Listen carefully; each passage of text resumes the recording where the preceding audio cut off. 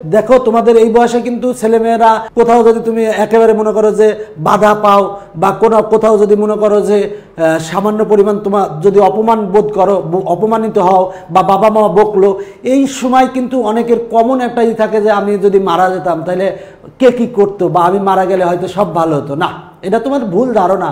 মনে রাখবা যে আত্মহত্যা মহাপাপ। এই সময় কখনো এইসব চিন্তা মাথার মধ্যে আসবে না।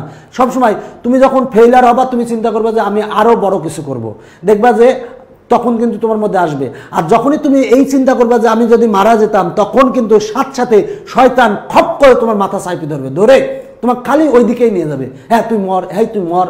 খবরদার কখনো এই চিন্তাটা করবে না, কারণ তোমার বাবা মা তোমার জন্য কি করে নাই।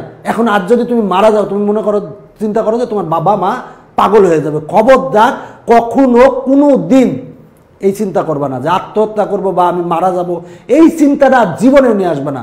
এই চিন্তা যদি নিয়ে আসো জীবনে, তাহলে তুমি কখনো বড় হতে পারবে না। আর এই চিন্তা যখনই তুমি করবা, শয়তান তোমাকে কিন্তু বারবার ফোর্স করবে তুমি এটা করো, কিন্তু কখনো এই চিন্তা নিয়ে আসবে না। কারণ তুমি একবার ফেইলার হতে পারো, একবার তুমি তোমাকে বকাবকি করতে পারে, একবার কেন 1000 বার ফেইলার হও, কিন্তু তুমি আবার নিজেকে চেষ্টা করো, নিজে আবার ঘুরে দাঁড়াতে পারবা। পারবা না এমন কিছু না, মানুষ পারে না এমন কিছু না। চেষ্টা করো, অনেক কিছু করতে পারবা ইনশাল্লাহ।